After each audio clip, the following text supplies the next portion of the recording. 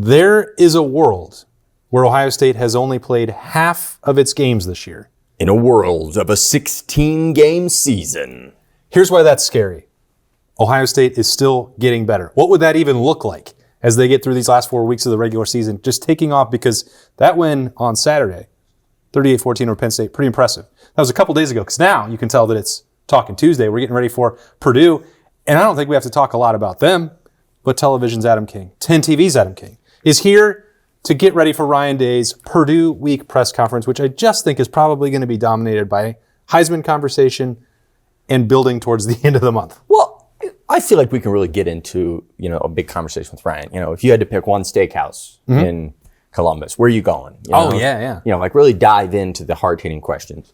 Do you want to give him the truth serum for that? Yeah. The lie detector version? And he will say, I can't say, even with the lie detector, I'm not giving somebody free publicity. Not allowed. I understand that it is Purdue, and I understand that these next 3 weeks, somebody asked me, how do I make the next 3 weeks interesting, like in my job? And I was like, that's a fitting question, because if you combine all their opponents, they have exactly 4 conference wins. That's 4 more than Penn State. We made that game pretty interesting. That's true. Well, they made it interesting for a little. They like to have fun. Yeah. Okay. They just want to challenge themselves. That's true. So I guess if it is Talking Tuesday, and we are required to ask questions that don't involve steakhouses. And so my question to Ryan Day would be, I would take the question that was asked to me and turn to him. Coach, how are you going to handle the next 3 weeks? And he would say, every day is about ourselves. So I'm going to put the truth serum and say, how are you actually going to handle this? Because I look back at the Texas game and how that game ended, and then they kind of got like a little off preseason. Yeah. Training camp 2. We have training camp part 3. Oh my gosh. And training camp 3.0? Yeah, so let me tell you, when Purdue, Rutgers, or UCLA make this a game, they're going to clip this out and hold it against me for the rest of my life. What do you mean when? I'm saying if. Is that a bold prediction? No. If. There's a bold, yeah. Right. And not actually if, because it ain't happen. Yeah. But I think there is an opportunity here to treat the next 3 weeks very similar to, okay, first chunk of the season was us learning really about us. Second chunk was us settling in. Third chunk, we are going to challenge ourselves in every way possible. So when we get to that 2 days after Thanksgiving, that is the run. That is X marks the spot. Yeah. We go. Now we go. And so I wonder if Ryan would ever admit, probably not, but I have to imagine that's what they're thinking in the Woody. Am I wrong? I think that is the part that is this week's hook him up to the lie detector. Is, do you think that you can pick things out for what Purdue did? And maybe it'll be as simple as turning on the tape of what they did to Michigan. They turned that into an actual game. It was a 4-point win. So maybe that will get their attention. Against a $6 million quarterback, mind you. The most expensive quarterback in college football. Really bottled him up. It shows you how good Purdue is. Kudos to Purdue for that. Maybe that will be as simple. Maybe they'll latch on to that and we'll hear about what they did against Michigan all week long. Won't surprise me if that happens, but you're going to have to pick and choose. Purdue defensively had a decent game against Michigan. I think that had more to do with the Wolverines than it did the Boilermakers, based on what I've seen from other games. A week from now, it will be the talk of UCLA with the bounce back and Nico Iamaleava coming back in, and they saw what a great performance he turned in, even in the losing effort in the playoff. Rutgers, I don't know. Don't even try to that. Like at that point, you're just going to be saying we're going to be locked in and we're not going to look ahead past this matchup, and this is the last opportunity to get ready for the game. So I think that's how they'll do it. Now, is that a message that will resonate to Ohio State? They talk all the time, and you already brought it up. It is about Ohio State. Ryan Day will say it is about us. It is about measuring themselves and grading out as a champion and keeping it internal. That really can't change because they're 4 touchdown favorites this week. They're going to be something similar to that against UCLA. They're going to be something similar to that for Rutgers. They won't be that for Michigan, and that's a season unto itself. But I do think that is a relevant question. What are you hoping to accomplish out of each of these next 3 games? Because there's not a scenario where they're going to call it training camp 3.0. You and I might, but in the Woody, that's not going to be. It can't be the mentality. It's absolutely this season has shaken out unlike I think anyone could have predicted it. I understand. I mean, first of all, when you start with Texas, you're like, oh my gosh, they got that win that day, and you're like, that's it. Like they're in the playoff. Yeah, they are. But never did any of us imagine that like they would go on the road to Washington and it would be pretty much a nothing burger game. Illinois, they would be a dominant game that they kind of sloppily won. You look at Penn State that's the most jarring of them all. So they've done a good job this year of manufacturing a narrative, manufacturing why this game matters. Sure. Going to Illinois, going to Washington, getting up for Penn State. I guess my question, another one would be, what is the narrative for Purdue? Give me your, you walk into that locker room and you say, because I guess I could create it, which is, we've lost there before. We've seen this story before, guys. Don't go in there and let me put on the tape from 2017, 18, where 18, where things did not go very well. But that's putting it mildly. Yes. I don't think it's good when you miss 18 tackles on one play and there's only 11 guys playing defense. So I wonder if that's their mantra. Maybe you go all the way back to 2010 and say this number 1 or number 2 Ohio State team went in there to a nothing Purdue team and struggled and lost. Right. I just don't think here's a question. It's Talking Tuesday. I'm allowed. I wasn't going to stop you. You look like you were going to say it's the end of the show. What does Ryan Day, and if you want to get in the comments and you want to talk about the Michigan game, that's fine. But other than the Michigan game last year, Ryan Day has never lost to an unranked team. And really, I can only think of a couple scenarios where he almost lost to an unranked team. I remember Nebraska last year got a little dicey. That was weird. It was right there in that same time frame. Yeah, it was a weird vibe. Yeah. But it was the re-engineering phase. What is it about Ryan Day behind closed doors that allows his teams to get up for the games they're supposed to win? Look at the rest of the country. The rest of the country can't do it. I mean, Alabama played the preseason number 13 team on the road, and they struggled. Yep. They almost lost to South Carolina, but they found a way to win. When you look at I like giving them the preseason ranking and not saying 3 and 5 South Carolina. No, preseason number 13 team. That's what I saw. The check from the SEC is in the mail for you. Exactly. When you look at Georgia, just went on the road to Florida without a head coach. I think they're 3 and 5. These are teams, and Ohio State is doing that. I mean, they're going to these games, and they're not at all letting up. So there's something that they've created inside the Woody that has allowed them to do this, this might be one of the toughest challenges in Day's era to keep his team focused. Yeah, I think it sounds a little bit cliche, but Ohio State's biggest opponent, when it talks about itself, it's not beating yourself. It is not getting bored. It is not letting complacency creep in. And we saw that, I think, around 2020 and 2021, specific to the end of the month, which is how we're just going to be talking about, I think, the next 3 weeks, is everything is how much stock, how much building is going in towards Michigan, and then the potential for number 1 versus number 2 against Indiana in the Big Ten championship game after that. That is the point we're in, because Ohio State has won the battle against complacency in a way that I think is remarkable. And I've seen these stories. I saw one immediately after the game on Saturday about how boring it is what Ohio State is doing. I don't feel that way at all. Mm-hmm. And what Ryan Day has done that is more important than anything else is, we heard this, I think, 3 weeks ago, when his mantra was "Don't get bored." Mm-hmm. On Saturday night after the game, he said that they won. They have to feel good about it. But the key is go get rest that night and then win the routine, to continue to do that week after week. Now, winning cures a lot of that. They haven't had some of the volatility and the things that would make you question that process, because that process is working. That routine has been embraced, and they know what they're going to do on a Tuesday, and Ryan Day is going to be on the podium, and then there's going to be a Bloody Tuesday practice after that. Then they're going to go to the training table, and then they're going to go back to Wednesday. They've been really good at that. I don't think that should ever be taken for granted. I don't think in Columbus, and I know in the Woody it hasn't been, but the fact that it has now become the national perspective, it's like, these guys are boring. They're just doing this so consistently. If you are bored by Ohio State football, then you don't understand. I don't want to say you don't understand. Then you are not appreciating what makes college football amazing and hard. And look at the day-to-day. I think that's been my favorite part of this season. Looking back, everybody hopes this goes to 16 games. When we're standing in Miami, looking back and thinking, oh, no if this time. Yeah, there we go. When we're standing in Miami and we're doing Talking Tuesday, that would be on the beach? That would be the day after the game, right? Sure would be. I would. We're going to have a lot of questions. I got a lot of questions. We're going to have a lot of answers.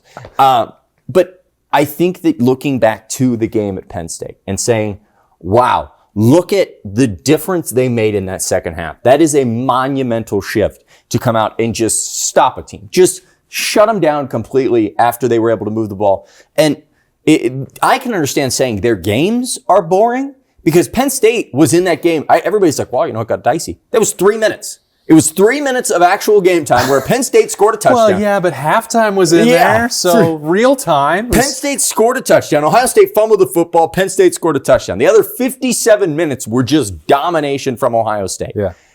And I love to look at how they've been growing. I think it's really fun to watch Brian Hartline and Ryan Day almost challenge this offense against a defense that they shouldn't be challenged. Like they could have won that game with 100-0 and just kept throwing 4 verts. Well, if Jim Knowles kept playing man defense, yeah. You guys know Jim Knowles? He's known for the big play. And yet he wasn't ready for 2 of the best receivers in the country. It's tough to see. The symmetry of both Carnell Tate and Jeremiah Smith having 57-yard catches in that game and then finishing with 124 and 123 yards respectively. It's like you couldn't have drawn it up. I just wonder, is that what practice was like for 3 years? Well, I mean, I know it wasn't because this Buckeye defense is so good, but Jim, what's the goal here? You think you're going to beat them? They challenge you to run man. They say run man and we will catch it every time. And Jim Knowles said, bet. Prove it. Yeah, and they did. I don't believe it. Yeah. He's like, I used to see IGB break up these passes to Jeremiah Smith in practice. Okay. And then I put gloves on IGB's hands, and he didn't. Maybe you don't have IGB, Jermaine Matthews, and Caleb Downs, and Jalen McClain, and Lorenzo Styles anymore. Maybe. I don't. It's crazy. That was last week. That was last week. But I guess my biggest thing with these games, and the boring mantra, people tell me that. They're like, don't you get bored watching these games? I'm like, no, I love it. I love when the defense is out on the field because when the defense is on the field, you're watching Matt Patricia at work. You're watching, and it's almost good that they gave up 2 touchdowns, and it's good that they fumbled the football because guess who's not going to fumble the football for a long time? C.J. Donaldson. Yeah. He may surrender an extra yard to make sure that thing doesn't come out of the, when you have Ryan Day yelling words, don't fumble the football, sir. It gets Please. That's what you want. That's what this is about. If you want non-boring Ohio State football games, I'll go back, another reference, to the 2018 team because that was not boring. That Maryland game, not boring at all. The Penn State comeback, not boring at all. Wasn't great. Didn't enjoy it. Took a lot years off people's lives, but covering that Maryland game was one of the worst experiences so the stress of my life. on your heart is just, thinking about that whole season, but that's not what this is. And you've got to enjoy the fact that they're able to tinker right now and they're able to go out there and you're able to watch a Buckeye football game without, as I said, I've long said, being a Buckeye football fan, the passion that this fan base has, it'll take a good 10 years. You got to enjoy your life because there are some games, you got to enjoy these that they've dominated. Well, Adam, I'm personally amused by it because, and I know that the narratives don't matter on Saturday once the ball is kicked off and the game is played. But they give us a lot to talk about, and college football is filled with debate. And everything about this team from January 21st all the way up until August 29th was, well, they lost 8 defensive starters. They lost their quarterback. They lost all this talent. They're not going to be able to reload. And you're looking for a new contender over here, and it's Penn State. It's Texas over here on this side. It's Indiana, why they're actually the true deserving number 1. And everyone Excuse me, Miami. And Miami. Thank you. I never said that, so I'm just excluding it.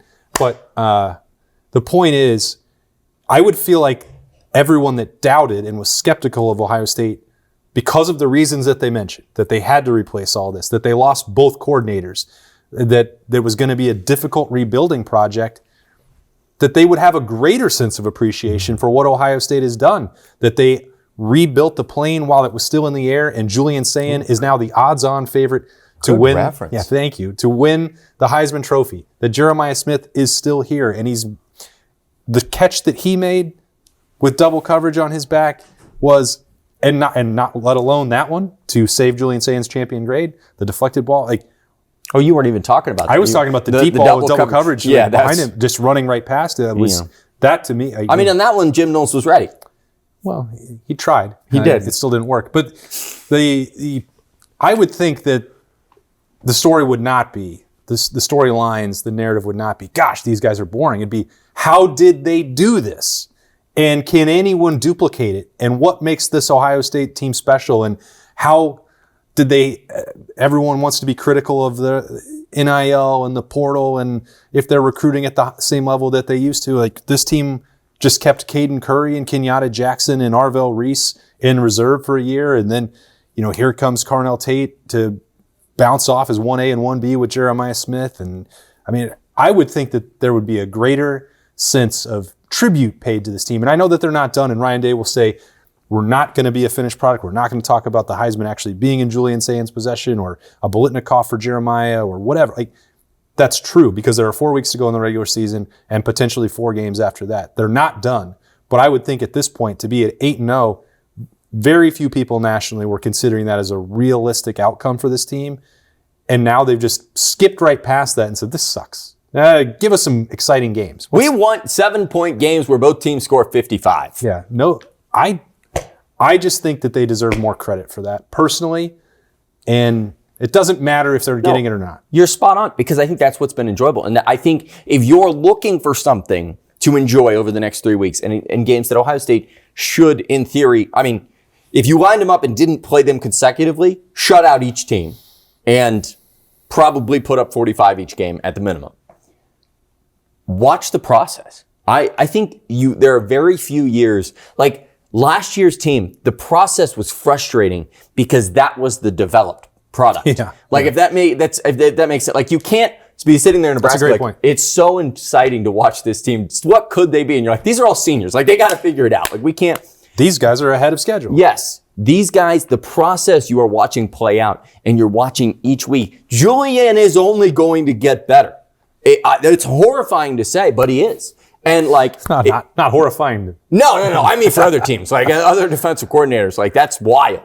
But enjoy the process. I have never enjoyed watching a Buckeye football season more like microscopically 100%. Than this year. Because you're seeing the tinkering happen, but not a tinkering. So often we get to a tinkering in the point where you're like, well, we got to figure something out. This is bad. It's broken. Yeah. It's broken. This is tinkering with it already being fixed and trying to take it from great to excellent and a national champion level. So that is, to go back and answer my question from way at the beginning, what are you looking for? How are you going to keep it exciting? Yeah.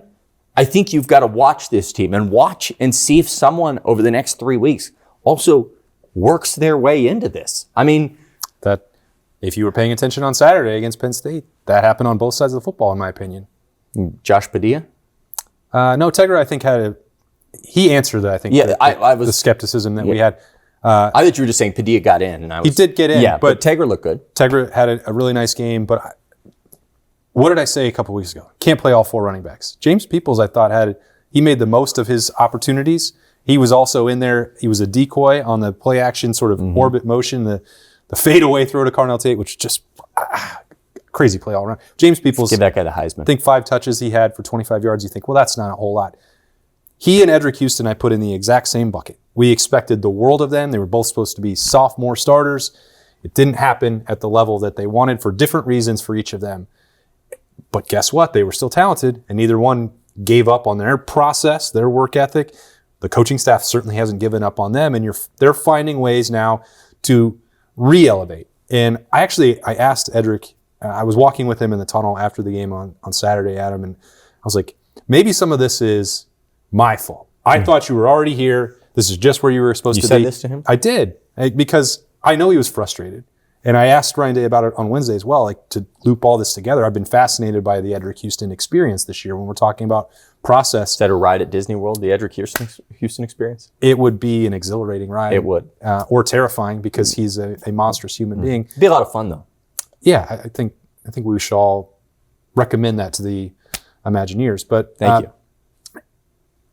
We put a lot of expectation and pressure and hype on Edric Houston, and it was like, he had 7 tackles a year ago. He's 13 months into playing defensive tackle. I said, well, it's here. And then Tywan Malone or somebody else has to step up and support. No, I mean, he was still growing. He was still developing. Then there was injuries and all these other things to deal with, learning practice habits and learning a new position. And now if you're paying attention to the gradual ascension or rebuild or climb, like however you want to phrase it, he's doing the things that we thought he could. Just didn't happen immediately. And that's not a problem because, again, this team is playing 16 games. So there's going to be more people potentially who are doing what Edric Houston is doing. You're halfway there. That's a crazy thing to say. I just want to say, in this Talking Tuesday, you have gotten me excited for the Purdue game and the Rutgers game and the UCLA game because I think watching snap counts. I think watching who they try to get in and work. I also don't be one of, I am not one of those people who, I don't want a Heisman voter to be one of those people that votes based on stats. That very much infuriates me to my core. And so I really hope. So you're voting for Jeremiah? Yes, that's right. Okay. No, I understand that Julian is the front runner for the Heisman, and he should be. But I would ask Ryan, which I'm sure will be asked, how do you balance the fact that you cannot care about that award as much as, I hate to say this, but look at Jaden Daniels on Sunday night. He's in the game with 9 minutes to go. You literally never know what the next play holds. I don't, through this stretch, I don't care if we don't see Julian Sand after midway through the second quarter. If he throws 2 touchdowns and 200 yards in every game, he should be on the bench. And there should be no concern about what Mendoza's doing at Indiana or Ty Simpson at Alabama. Yeah. Because all it's going to take is a great performance in the game and a great performance in Indy, and you've got the trophy wrapped up. So I hope that there isn't, and Ohio State's never been one to do that. But I do think it's going to be hard with this setting so close to the end of the season. Now all the hype is around it. The websites are out there. So you want those numbers, but it can't be about that because you know what's so much better than a Heisman Trophy? A national championship. Beautiful. I was going to say the Aloha Bowl, but. Oh. There was a Hula Bowl representative. The Hula Bowl, and you know what's so funny is what are you doing here? Well, they were there to see Penn State. Oh, but they came to Ohio State's press. So you were outside the locker room. I'm upstairs listening to Ryan Day, and they were in Ohio State's press conference. They wanted to hear what Ohio State had to say about Penn State. What are you doing here? They're 8-0. I asked the guy straight up, "Are you here for Penn State?" And he said, "Well, Ohio State's typically playing in games pretty late in the season, so we never get to see them." Yeah, well, it's a good problem to have. Penn State might want to win 3 more games. Are they not? Well, oh my gosh, I didn't even think about it. They haven't even beat an FBS team or they beat an FBS team, Power 4 team. They have not beat a Power 4 team, and Indiana's on not deck. Beat a Big Ten team. They play Indiana on Saturday. The math is getting a little challenging there for Penn State, but maybe they just want to have all of December clear for new coach and transfer portal activity. That's probably a good point. Just pack it in. I didn't think that they packed it in, by the way, which is why I thought Saturday's win was so impressive for Ohio State. I was happy with it. They are on to the next one, which will be in cloudy, rainy, gray-skied West Lafayette, Indiana. I'm convinced they made it a 1:00 kick just because they like to be weird when it comes to Purdue. They know everything is weird when it comes to Purdue week. Yeah. They're like, you know what? This game is always just a little off. Something's just not right. And they're like, you know what would do that? You know what would throw them? One extra hour of sleep. Yeah, that's going to do it. Maybe Julian Sand doesn't. He sleeps in through his alarm. Maybe he doesn't sleep the night before because he's just so anxious about Purdue. It's 1:00. That's out of routine. Yeah. What's that mean for Buckeye time? That's right. That's right. It threw Berm because he thought that West Lafayette was in the Central Time Zone. It threw me because I thought when it was announced to us a little before it's put out there that sorry, it's like got to keep those secrets. 3 minutes before it was put out there, so we. I thought, this is a mistext. Yeah. It's supposed to be say noon. It's got to be noon. No, sorry, nope. 1 p.m. As you said, it's Purdue week, so it's going to get weird. There will still be a lot of coverage on the Austin and Berm show. I can promise you that. We will be in the Woody Hayes Athletic Center later on Tuesday to hear from Ryan Day. We'll have some snap judgments, and then Berm will be back for Wednesday's stock watch. Maybe it'll be buy or sell. I don't know. That'll be a game time decision once we get there. But it's going to be an awesome week, a fun week. Can't wait to break it all down as we get ready for Ohio State at Purdue, 1:00 on Saturday. This, though, it's Talking Tuesday. He's Adam King. I'm Austin Ward. We'll talk to you later.